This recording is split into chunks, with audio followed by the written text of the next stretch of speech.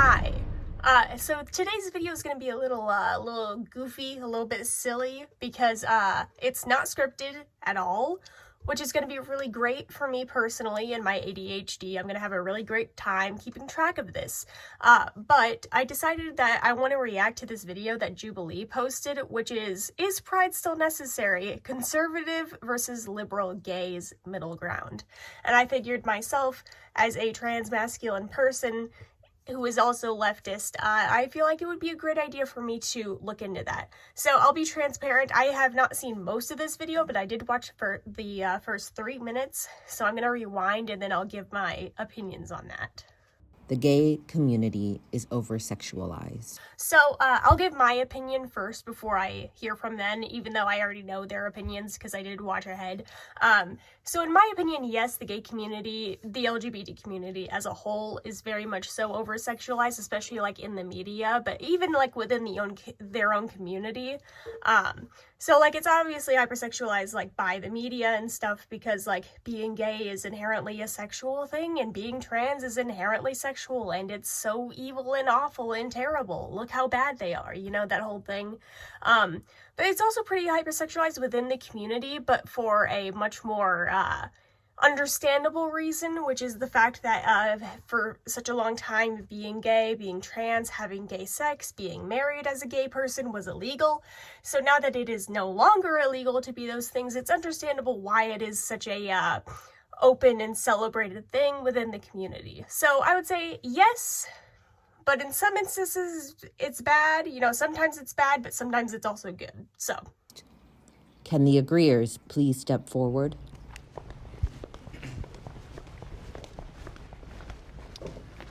The gay community, because, you know, it's based off of our sexual attraction, it has a very easy time going into a space that's all about sex. To me, being gay is a lot more than who I sleep with, you know?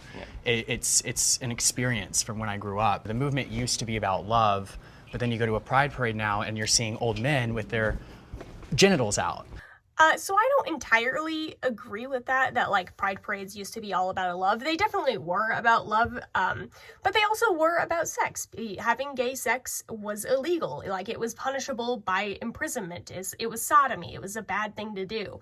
So like I would say that pride parades definitely were about sex, but they were also about love and they were also about basic human rights. I don't think it's fair to completely categorize pride parades today as being a whole sexual thing when it was always to a certain degree about sex. I think everybody has a right to like express their sexuality in the ways that they do it. So on those grounds, I'm not like offended by these old people like doing what they're doing. But I do agree with that. I think like one of the biggest challenges when I was coming out to my dad, who's Muslim, it was like my sexuality, being gay, isn't just about my sexual lust for other men. It's more about the spiritual connections, the in-depth things. Like me as a whole complex person, I do think that our experiences and our existence has kind of been trivialized by the over-sexualizations. I don't think it's inherently an evil thing. And the over-sexualization is apparent in the apps that we can get. I mean, you can literally have sex on demand, or you could find it in a location wherever you want. Certain businesses are actually keeping doors open because men are having sexual relations in the bathrooms, and that's inappropriate. I mean, we want our privacy too, just like women, and now we can't even have our privacy because a small sect of men ruin it for us. Yeah.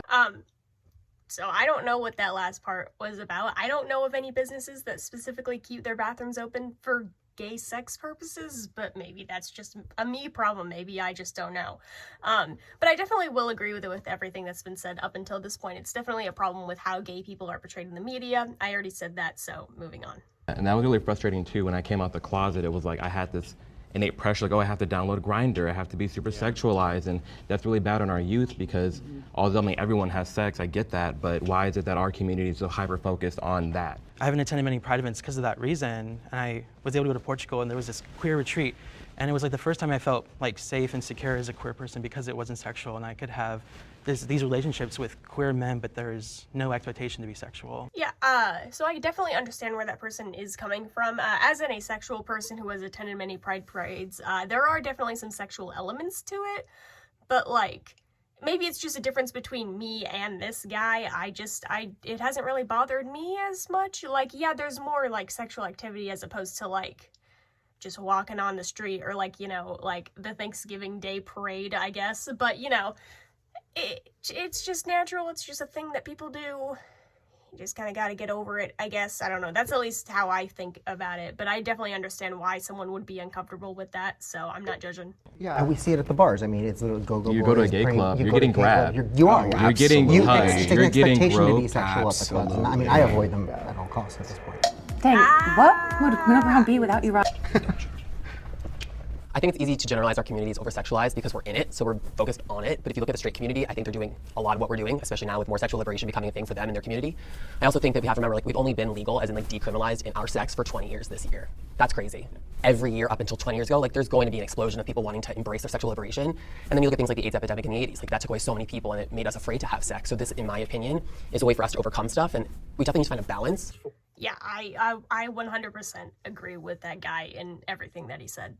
The basis for making us illegal has always been based on sex. Right. And so being openly sexual in any way at all whatsoever is inherently a protest, inherently subversive. I mean, there are sexual things that happen in public that I'm sometimes uncomfortable with, but that doesn't mean that all the things we see and all the things our friends see represent the majority of experiences. Yeah, okay, 100% agree. I'm gonna move on to the next question. Pride is still necessary. Yeah, I mean, like, it's no surprise coming from someone like me, but yeah, pride is absolutely still necessary. I mean, queer people are still being attacked every day here. Yeah, we still need pride, duh.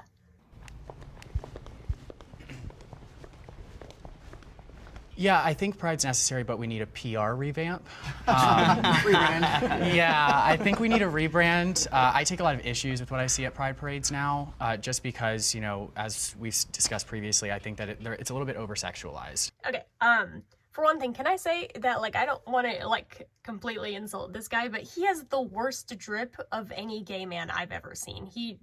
That guy has to be, like, in the army or some shit. Like, what is that haircut, man?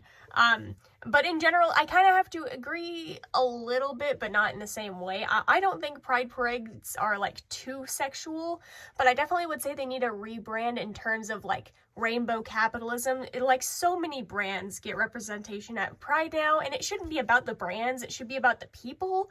I understand maybe having a couple sponsors here and there, but I feel like a lot of it is really wrapped up in corporatism these days. We're celebrating essentially sex rather than love, and we have people running around riding bikes with their balls out in front of kids. And for me, where are you seeing this? Yeah, I'm curious about that too. New York City and Seattle, both of those had naked people walking the streets. San Francisco. One of them was on a bike. I saw the video of him on a bike. I didn't want to. I would never have my balls out on a bike. That sounds dangerous. Well, no, me either. It's dangerous. Me either. But it's the fact that it is allowed because we have this shield of it's pride. Don't mess with gay people because of our history, which is granted. But people are afraid to look at our. Okay. I don't know about that. It's pride. We don't mess with gay people. Are you kidding? You know how many attacks, like, happen at pride parades? How many threats, like, get put on pride parades every year? I don't agree with that. Just because, like, some guy has his balls out for whatever reason, I don't think that's, like, I don't think that means that, like, oh, the queer community is running rampant. Like, no. Me personally, I actually think pride is very necessary. I love it. I wouldn't say pride parades. I feel like you guys are leaning towards, like, the parades itself. Pride is like liberation, you know. Proud of who you are. Yes, and just, accepting yourself and having the people around you in your circle really accept you. It really tells the future generation, like, not only is it okay, but look how far we've come. At 2011, you know, the Don't Ask, Don't Tell policy was abolished. I'm in the military, and had that not been abolished, I would not be able to be, you know, a minority, be openly gay, and still be able to serve my country. Yeah, and I want to just say thank you for your service before I move on. And that's a prime example of the pride that I would love to attend, is someone who highlights service members, gay CEOs, people who are successful, who are contributing to society. Celebrate who you are, love who you are, but the pride is no longer about being overly promiscuous because we're not allowed to. We don't need to overcorrect to the point that we start to get backlash. We need to correct our PR. But I still think we're looking at a small group of the people that are at pride. But the small groups, because they speak the loudest. But they don't always. You said you saw 2 people naked. Like, no, 2 separate instances of groups of people who were naked with their butts out. Exactly, right, around the world. But like that gets highlighted. Okay, so this guy's making the argument that, yeah, even though it's a small group of people who are behaving, like, overly sexual at pride parades, they're still the loudest group and they get highlighted, which is a bad thing for the queer community overall. And I will say that, yes, it's a bad thing that they get highlighted, but I don't think that that's something to put blame on the queer community as a whole, or even those people. That's a fault of the media for highlighting these specific instances of queer people acting a little strange or different at a pride parade and then acting like that's what it's all about.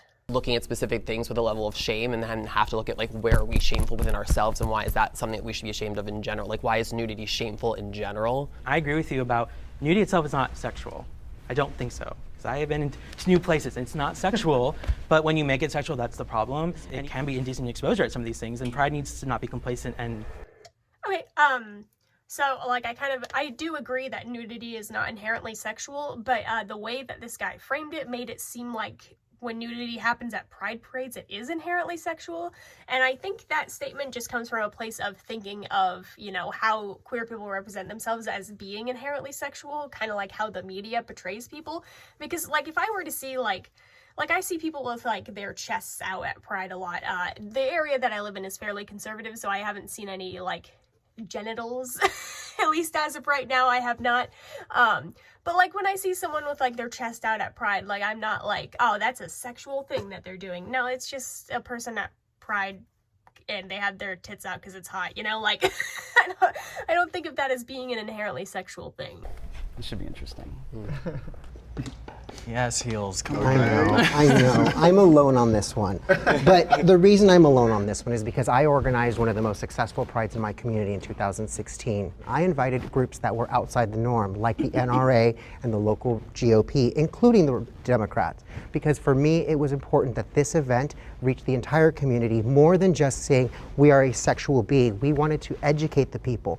I was told I was never allowed to help them again because how dare I invite a hate group like the NRA when all I wanted to do was arm LGBT people and educate them on how to protect themselves. Okay, I'm totally fine with arming LGBT people. I'm personally not really much of a gun person, but like being armed in general I think is like an okay thing to do as long as you're like not super like gung-ho about it, like you're gonna stab someone because they were threatening or like because you just thought that they might be a little scary, you know?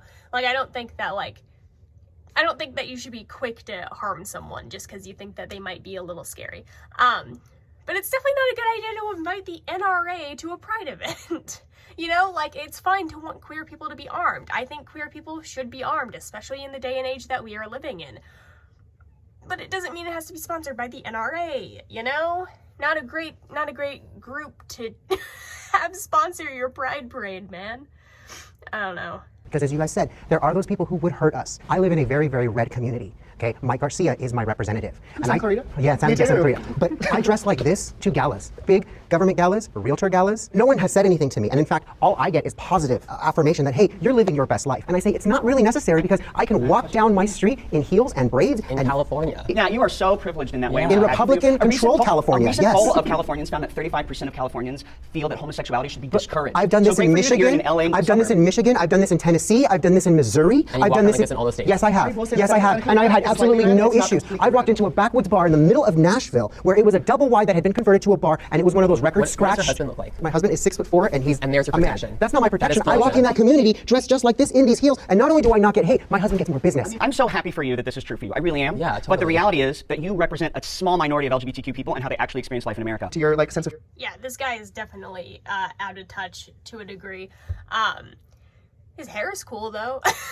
freedom, which is so admirable. I think that those things are built on blocks of people who probably did feel that pride was necessary. So it's a beautiful thing that we can have the freedom to, you know, change our mind. Admire that. Yeah. And I think we all want everyone to feel the way you feel, like you don't need it, but that's just not the case.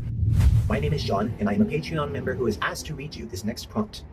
The LGB should be separated from the TQIA+. Dude, they're talking about me. I'm the TQA in the TQIA. I'm so excited to hear what they have to say. Saying they should be separated is not saying that one is, less important. Yeah, So I do want to start with that. But I do think that the Dude, I fucking LGB hate is liberals. very What the specific, fuck are you guys rooted doing? in science. It's very clear as day. You have lesbian, gay, and bi. Main difference between male and female, we all know what that is. The reason why I stepped forward with hesitation was because I think that there are such lived differences in experiences that we experience. Although collectively, I think that we all know the collective experience of being a sexual deviant. There just is a difference in lived experience that I think is important to talk about and acknowledge, and that's my grounds for agreeing with perhaps a separation. Mine is very... Okay, so I definitely understand the point of talking about lived experiences and the difference between lived experiences. But I will also say that I feel like it would be very dangerous to divide the community in such a way just based off of lived experiences. I feel like it's just a way to divide us further and further and make us to where we are not as strong as we once were as a large group of people, I don't know. I just feel like it's not a good idea. I understand where he's coming from, but overall, I just don't think it's a great idea. Very different. To be clear, the science is very solid on identities other than gender assigned at birth being valid. Science is very clear, robust. There is no question that it's legit. We, as cisgender people, do a really bad job of standing up for people who aren't cisgender. I call out the fact that cisgender queer people are treated differently than non-cisgender queer people, and until we do better, we don't deserve to have the letters be together. Much better grounds. Yeah, I mean, cis queer people could definitely be better at supporting trans people, but separating from trans people is not a way to achieve a good allyship with them. You know, I'm an ally to the Black community, but I also never fucking talk to Black people, okay? Like, it's the same thing. Like, you're gonna separate yourself to be a better ally? That doesn't make any sense, man. So yeah, not a good idea. The sexuality. And that's just the simple difference between the two. Eventually, as both groups are fighting for their own personal interests, those are going to not work cohesively. So one is going to be quieter and one is going to get taken advantage of, etc. And it's not that we can't support the TQ+. Right. I just think that they're two vastly different things. Okay, yeah, I mean, yeah, there's a difference between the two, but they have both been criminalized and harassed to the same degree systemically. So they should be together in that aspect, you know? Like, yeah, they're different things, but they often get treated the same way and treated as such similar things. I feel like today we are at a point to where LGBT people, like lesbian, gay people, have been accepted for so long that they have this false sense of security that they truly are different from the T. But for many years, they were thought of as basically the same thing. Like, gay people cross-dress, and cross-dressers are gay people. They're the same thing, and it's all sinful, you know? Like, I feel like we've gotten to a point where, like, lesbian and gay people are kind of delulu. They're kind of delusional and think that they're actually safe, which they're not, and is why they should still be with the TQ+, you know? I think that you oversimplify identity versus sexuality, though, because there are tons of men who identify as straight who have, on occasion, with regularity, once in their life, sex with men, which is why... They're bi. I think once with men, sure, experimenting, but I think if there is a guy that's identifying as straight that sometimes dabbles with men. He might identify as straight, but he's not. You're bi. So two things. First of all, there are lots of gay men that we are allowed, that we can call gay all day and all night, that occasionally have sex with women, and we don't question whether or not they're gay. They're bi. But are you entitled to titling someone else's? Yeah, I think that's, yeah, I agree. I don't know how the conversation got to that point. I don't know what this has to do with being the other part of the LGBT community, but yeah, you don't have a right to label someone else's sexuality. I think it would be an incredible disservice to the transgender community, who gave us a lot of the beginning for us to fight for our rights, a separation from them, now that we have our rights. That's just so privileged of us, like Marsha P. Johnson threw that first brick at Stonewall. Dude, I fucking love this guy in the jean jacket. That's, oh my god, just great opinions overall. Super awesome. And because of her. She didn't throw the first brick. Or the second. She got there at 2 a.m., first of all. And second of all, Marsha P. Johnson was also a gay man. So when she was fighting for those rights, she was fighting for gay rights because she was gay. Shut up. No one cares about the specifics. Yes, technically, Marsha P. Johnson was not actually there, and she was not the first person who threw the first brick. Doesn't matter. She is the one it is attributed to. She is the face of the 1980s gay rights movement. She is the one who has rallied people together for that, and she has fought for both the rights of gay people and trans people. She is a hero. Shut up. Jesus, I don't like this guy. Oh my god. Oh, also, not a gay man. Her name was Marsha. Like, what?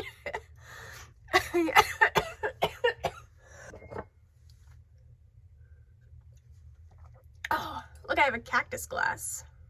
It's cactus.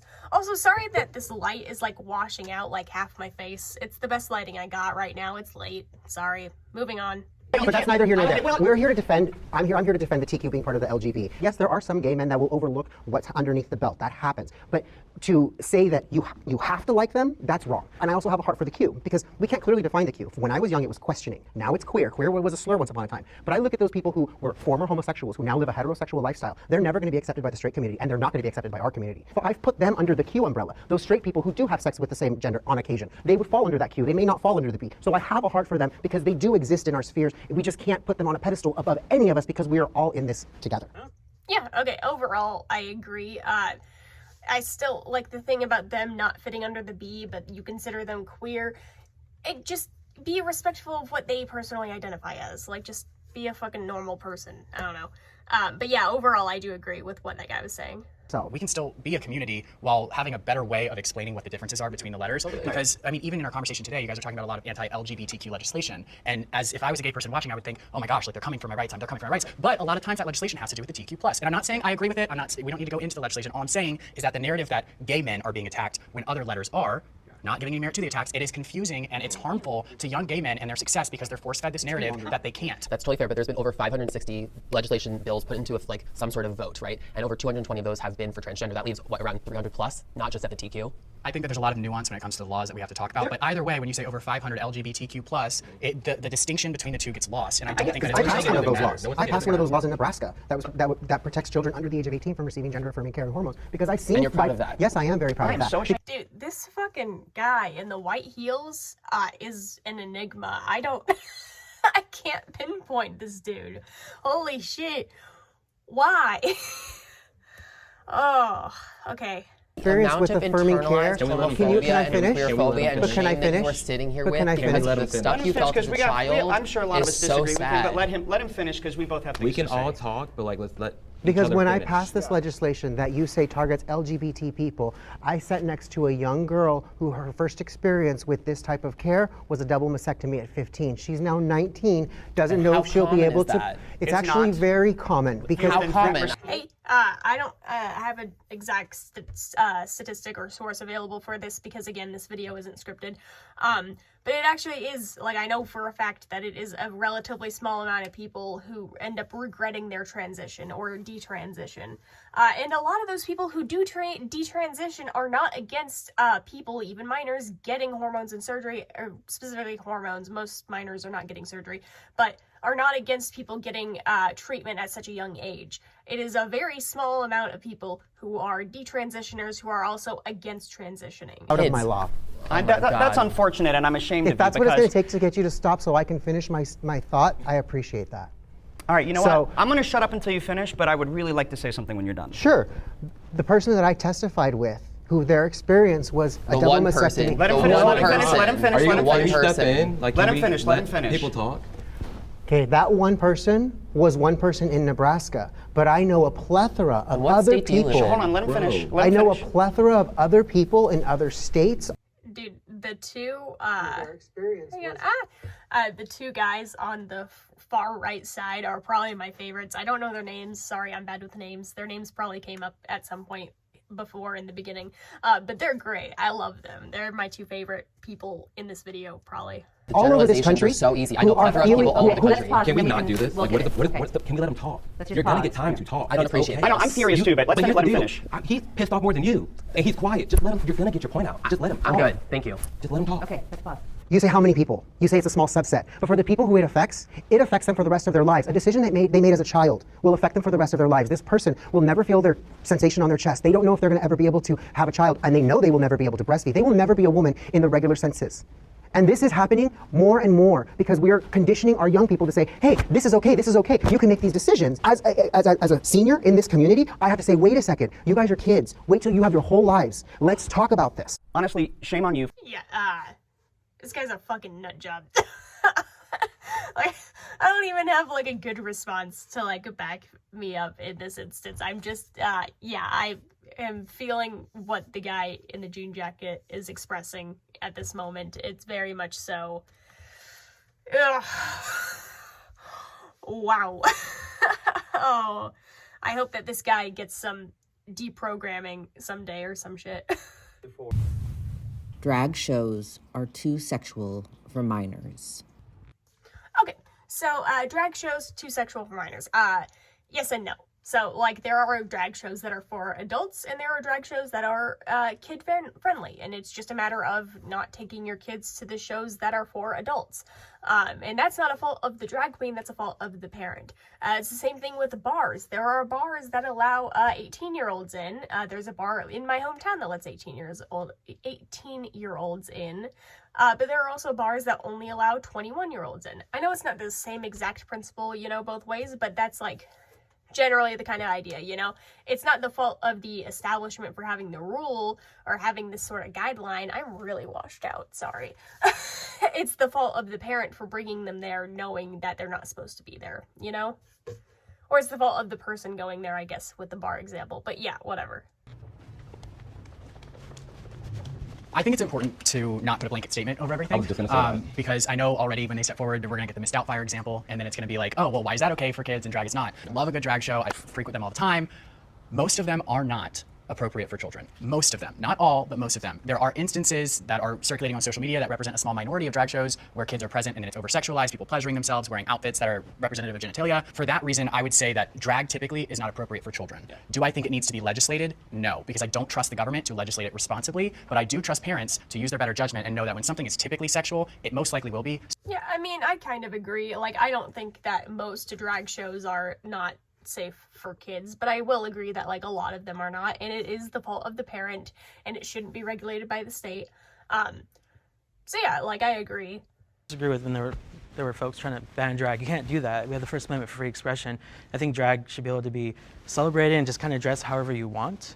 I think it is good, I think it's great, but then sometimes there are instances where it's not, and like, we have to talk about that rather than being ban drag or no, it's completely safe. I think we need to have that middle ground conversation on what that means. As a child. Yeah, and I mean, my opinion is the middle ground. Some are not. It shouldn't be regulated or controlled. It's a matter of the parents. It's not a matter of the drag queens. Just fucking watch your kids, man. Child who wore my sister's clothes, I wore my mom's makeup, I put on their heels, I did all the things, I just explored my, you know, who I was. Feeling comfortable expressing yourself and being around drag could be, like, for a kid like me, if I saw that it was okay to dress up and nobody was, like, shaming me, maybe that could be helpful, but that doesn't change the fact that the majority of drag shows that we see today are sexualized. Well, we have to even jokes, start with yeah. drag as where its origin comes from. Here it happens mostly in bars. That's where these queens are getting their training. I feel like, I don't know what exactly this guy means by it being sexualized, because I've been to drag shows before. Oh, I'm filming a video, by the way. Oh, you're fine.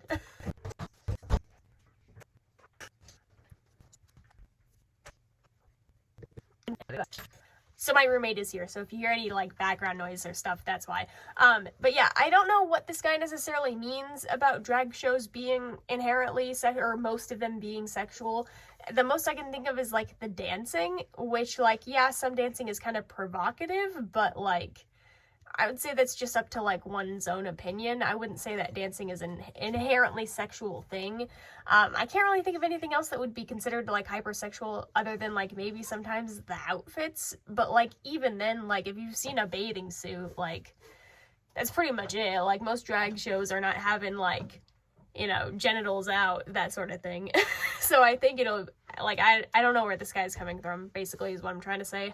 I myself in my time have helped a drag queen organize a show that was family friendly. And I use the quotations because she actually took it out of a bar. She's like, we can't make something family friendly and still produce it in a place where they serve alcohol. So she actually ended up renting a theater, asking people to pay for tickets, and she put on a produced show where they came in from backstage and they would come on stage like you would expect to see a Broadway show. And she made sure that she told anybody that was going to come in and perform, you don't grab your breast, you don't grab your crotch, you don't shake, you don't do. We have to make sure that it has to be available. I mean, I don't think, like, grabbing your chest is an inherently, like, sexual thing to do. Grabbing your crotch, yeah, maybe, because, like, genitals, but, yeah, I do think it's cool that they, like, rented out a theater and actually put on, like, a whole production for this. Like, I think that's very cool. And consumable for the general public, because we don't know who's going to be walking through our doors, and we have a responsibility and a duty to make sure that we don't confuse children, we don't upset people, and if we want this show to be a success, we have to make it palatable for as many people as possible. Okay, sounds good. Okay, well, sorry. We don't say the same thing about pop stars. It's literally the same thing, you know, and I think that it's hyper myopic, zoned in because we are queer. It's an easy way to go after us. I don't think most people that don't like drag shows or angry about drag shows actually care about drag shows or have ever even been to one. You know, I think when you go, you said majority, I've not been to all the drag shows. I can't speak for the majority, but I've been to my fair share in New York and LA, like places where the queens turn out. They put on a show. It is not about being sexual. It's about being smart, funny, witty. They make their costumes. They do their makeup. It is art entertaining. I don't think they get enough respect for what they do. And it's sad that drag is kind of being painted that way for everyone when there are a lot of people that are doing beautiful work, but what do you think when it does I think people cross the are line of like being inherently sexual? afraid of drag as an art form, then go to the one thing that they can, which is like, oh, the sexualization of the minor. Like, but which I think, you know, Such a dog whistle. they're not taking on all the naked statues that are like all over Italy and like in the Catholic Church, like, you know what I mean? Like naked babies, you're gonna like say, well, none of the like sexualization of children and none of the inappropriateness, then you have to go after it all. And I will get with you guys on that point where it is hyper-focused on the drag queens when it is a bigger conversation of what is acceptable and not acceptable for children, especially pop stars. When I've been to Beyonce's tour 4 times this year so far. Lucky and you. You need to go. While I'm there, I love the experience, I love the show, but I'm also fighting in my head being like a super big fan, but I'm like, this is really inappropriate for children. But no one's talking about that. Because it's Beyonce. Because it's Beyonce. And Beyonce, there's so much pop footage star. out there of adult women with their minor daughters going to a Justin Bieber concert and being out of their minds about him being in any way sexual. They respond when he does a sexual thing. This is a norm. It's just that in this case, it's about queer people, and norms don't get to apply to us. Right, and I think that just art in general has the potential to, you know, blur the lines of what's socially acceptable and what isn't. That's what makes it art. So it's important to remember that all forms of art, and I speak on this on my platforms too. I'm not. Ooh, okay, we gotta know what platforms he has here. Okay,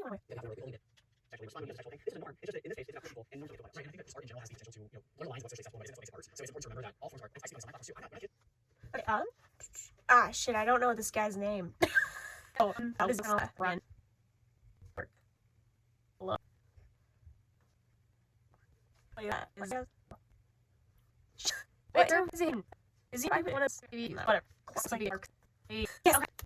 Okay. Okay, he just posts like TikTok shit. Sorry, I got distracted. Let's continue. I would date a trans man. Yeah, no, actually. I hate trans men and trans masculine people, actually. I'm so transphobic. Get this shit out of here. Get it. I hate trans people. I was dating someone and they were transgender and they didn't tell me, and we're like 2 months in and we actually decided to actually do something. I don't think that's fair for me though, because you're not giving me the opportunity if I still want to continue, because that's important. Yeah, that definitely is like a heavily debated thing. Like, not even just within the trans community, but like the queer community as a whole. Like, should you tell people that you plan on dating that you're trans? In my opinion, if you feel safe around that person and you want to continue having a relationship, I do feel like that you should tell them early on, just to be as transparent as possible. But at the same time, I completely understand why someone wouldn't want to disclose that information, because it could be potentially dangerous for them. So, like, for me personally, I would probably give that disclaimer, but I also understand completely why someone wouldn't want to until later on down the line, until they feel like they truly know that person a lot better, you know? Can we go around and say what we love about each other?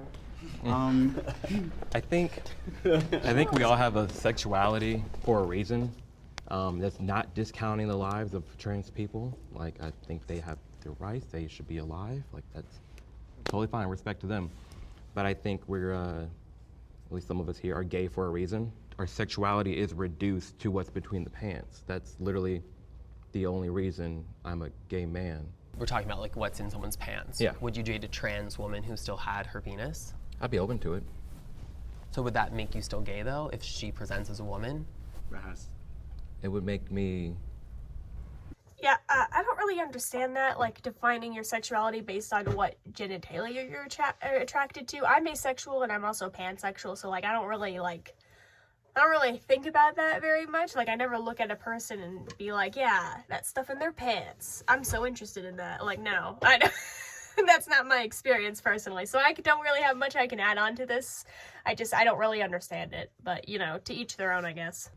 Dated or open to dating a trans man, does that not make me gay? I would say that you're bi with an attraction to masculinity. Or pansexual? These conversations are so tough for me because it's like, I truly believe that you love who you love and it doesn't matter. And we categorize things because that's natural for the brain, but there are nuances and there are exceptions. Honey, I'm as gay as the sun is hot, but Girl, I like... okay. You know what? I like what I like, and I'm not going to invalidate somebody else's sexuality by saying, oh, you're bigoted for not wanting to do this. Okay. He's not going to invalidate someone else's sexuality, but he did literally turn around to that other guy and was like, yeah, I think you're actually bisexual. So, like, which one is it, man? Like, come on. Because and it kind of goes back to our other discussion, where the TQ and the LGB, sometimes those issues can intermingle and then cause other people to feel invalidated just because I don't necessarily want to date somebody with a vagina. I find this conversation interesting because to me, I don't see the point in it. Because like we can argue that someone who is a gay man will date a trans man. It's like, who cares? It's up to them. I know that we have different. Thank you. I think it just sucks though that gay men are being called transphobic for not wanting to date a trans man. Well, I think that's a little too I think we far. can all agree that's wrong. Yeah, definitely. In the discussion of like, if you don't date a trans person, whether it's a trans woman or a trans man, you're transphobic. That's obviously not true. I had very few people online, just like the most brain broken people on Twitter, now X, are really the ones who say that. I don't think it's transphobic to not want to date a trans person. I will definitely say that it is transphobic if you say, I don't want to date this trans person because I don't think that they're a man or a woman. That's transphobic. But not wanting to date a trans person just because like you're not attracted to like what's in their pants or like what have you, like that's not transphobic. I don't think that's transphobic at all. If that's not your preference or if that's not who you like, then that's fine. Can't nobody get upset at you. But I think it is one of those things where like, you know, sometimes it is not what you say but how you say it. You know, I've gone to like gay clubs and trans people have been there, and you know, we're all supposed to be like under one umbrella. We're all supposed to, especially in a gay club, like you would think like, you know, everybody's just kind of hyping people up, but it's not the case where it's like, you know, you step in there, pumps on, you know, wearing a skirt and you have like six gay men eyeing you down or treating you differently all because you're transgender. So it's not even a situation of, oh, I don't like you because that's not my type, but it's the way you go about it. Yeah, I definitely can relate to this to a degree. Part of me is like terrified of dating, not specifically like within dating gay men, but like just dating in general, because I do present very outwardly as a female person. So part of it is like, yeah, I think I would like to date someone, but also like, what are the chances of that person dating me and actually viewing me like as a guy, you know? Like, they're just gonna view me as like a masculine woman, most likely, you know? Like, that's just kind of how I feel about it, and it makes me very nervous, especially just in my day-to-day interactions. Like, I know that people constantly view me more so as a masculine woman as opposed to a feminine man, which is what I want to present as, you know? So yeah, I definitely relate to what Tyshawn was saying there. I only didn't step up because I never faced it. Dude, I remember the name. Let's go. Okay, sorry. Continuing. LGBTQ topics should be taught in school. Like I don't think that there should be like a major like core curriculum just around being gay. But I do think like if you're talking about sex ed, you should also talk about gender and sexuality and like being gay, and also like how to have sex safely if you are a gay person, like just basic stuff just to keep people safe, you know, and help people understand themselves more. It also will help people like understand like, you know, being gay is normal. It's okay to be trans, things like that. Like it'll just help people be more open-minded and more safe and all that stuff. Let's in the middle. I think age appropriate for sure. Yeah, I exactly. think it's nuanced. It's age and grade. It depends on that. But I mean, there's definitely times growing up when I was in the closet in middle school, I'm like, okay, we're taught men and women, they get together and they have a baby or whatever, especially like 9th, 10th grade. But like for gay people, that doesn't exist. We don't like women. So like, what is my experience? I'm not reading it in a book. I'm not seeing it anywhere. I'm having to run to the dark corners of the internet. I'm having to experience all these things that they shouldn't just be going through. We should be teaching something at least. Dude, of course the guy who passed the fucking anti-trans law is standing in the background like a fucking loser, dude. But and it goes back to the over-sexualization thing. It's like when people say are iffy about gay topics being brought up in school, it's like, oh, the sex. But it's like, no, like, right? Like, why can't we learn about wholesome relationships, like, you know, having good credit, like, you know, making good financial decisions, people, like, just things that are so much bigger. Well, yeah, and that's why I originally was hesitant to step forward, because there is a fine line. People are talking about the Don't Say Gay bill or the Parental Rights and Education bill in Florida, which was up to grade 3. It's important for kids to know that two people... Have they changed that, though? Yes. Have they changed it since? It goes up to Okay, well 12th then, grade now. either way. Well, when it was originally up to grade 3, that's when I would say I agree with it, right? Because I don't think that it is the government's place to teach my future child about sexuality. Now, hear me out. This is why it's a gray area. When teachers open the discussion to young children about sexuality and inherent sexual attraction, it puts them in a position where they could step on the toes of parents. And that's what I don't agree with. I totally understand where you're going. Dude. This guy's wearing loafers without socks. What the fuck? Hi. No. Dude, that's nasty. Wait, oh, God. That's rough. I'm the one, always the one. Hey, girl. Always me. Sorpresa. I'm just kidding. I was listening in, and Clarkson kind of made the point that the government really shouldn't be in the business of teaching your children about your sexuality. No one taught us how to be gay. Who taught you how to be gay? Anybody? Was it the internet? Okay. It would have. Yeah. My uncle actually, I didn't know he was gay. So it was a family member. Yes, I didn't know he was so gay. For me, as a gay man, who grew up with parents who were very, very prudish. They had no idea. They didn't even want to have the conversation. I am that example that should have been taught at school, but I learned. I figured it out on my own, just like many of us ultimately do. Okay. So, like, figuring out that you're gay, like, on your own, that's totally fine. It's okay to figure out that you're gay on your own, and I'm not saying that, like, teachers should help you figure out your sexuality. I don't think that's what anyone is saying in this conversation. But what I will say is that if you don't understand what it means to be gay, or if you don't understand how to be safe when you're having gay sex, you could end up getting an STI or STD. God forbid you get HIV or AIDS. You know, like, these things need to be taught in school, not just for people to understand themselves more, but also to be safe. I know as an individual, it would have helped me if someone in my own family, an uncle, a parent. For me, I think it's the government's job to start educating these parents, because the parents need to have these sensitive conversations with their children. Okay, yeah, I mean, like, it's fine to educate the parents as well, but what I will say is that people are assholes and also very homophobic, and a lot of parents probably wouldn't teach their kids whether their kids are gay or not. So I do think that to a degree, it definitely is up to the school as well. The best metric for a child's success is the parental involvement, and what we're doing right now, where we're teaching the children about sexuality and completely not involving the parent, we're leading them down a road for psychological issues because they've got no support system at home. We're creating a school system that's supportive and a home system that they think is unsupportive. We live in 2023. Most of the people are very accepting. Parents are understanding, but parents have to know what's going on in their children's lives so that they can be prepared. And I think it's the school's responsibility to prepare those parents, not to have children have these conversations with parents, because children do not teach their parents. How do you get parents involved when they don't support it, though? Like, I have a lot of really good friends who are educators, and they want the parents involved, but a lot of their parents are coming to school already queerphobic. Right. See, and that's the challenge. That's the challenge for the schools. It's not the school's job to overstep that unsupportive parent and then shelter that child, because now that child has created a two-world system where I feel safe here, but I don't feel safe at home, and then the state comes and takes the children. How do you feel about waivers? Like, how do you feel about schools saying, oh, we're going to teach your kid this, and the kid comes home with a waiver? Like, if they sign it, then you're okay with the school teaching it, but if the parent doesn't sign it, then they go into the room, and the parent teaches it. Yeah, Are you absolutely. cool with that? I would completely agree with that. Yeah, I'm also okay with, like, waivers and stuff like that. I'll reveal a secret. I didn't take a sex education throughout, like, most of my middle school and high school years, even though it was offered to me, because my mom was a nurse and she already taught me stuff that I needed to know. So I just, like, had her sign the slips just so I wouldn't have to sit through it again.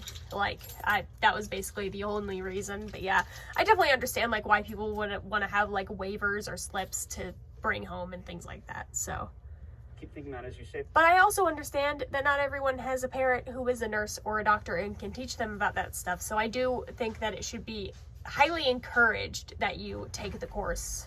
But yeah.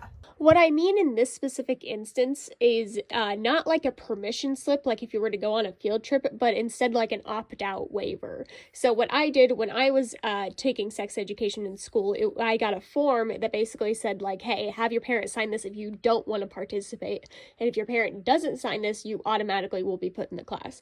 I feel like that would be the best solution. That way, if there is like a gay student, they could just probably hide the slip from their parent, whether their parent is accepting or not. That way they can still get the education that they need without having to worry about their parent freaking out. Monogamous relationships are difficult to find in the gay community. I'm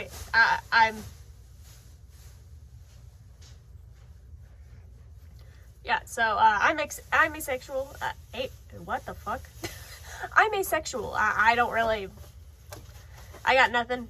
I will say, though, that the one relationship I've ever been in was with a guy, and he cheated on me. So maybe it is hard to find monogamous relationships in the gay community. So I'm literally fast forwarding through the last 2 questions of this video because I genuinely have nothing, can't relate to it at all. Just, I have no opinions or thoughts about it. I am a slug. So now here's the end of the video. Yeah, okay. Overall, that was pretty okay. There were some questionable opinions in there, but you know, wasn't completely awful. I hope that you liked this video. I hope that if you did like this video, you maybe like, comment, share, subscribe, all that dumb stuff. I also make videos about art, politics, Satanism, and history, all that stuff. So feel free to go check those out if you would like. Be gay, do crime, and have a great week.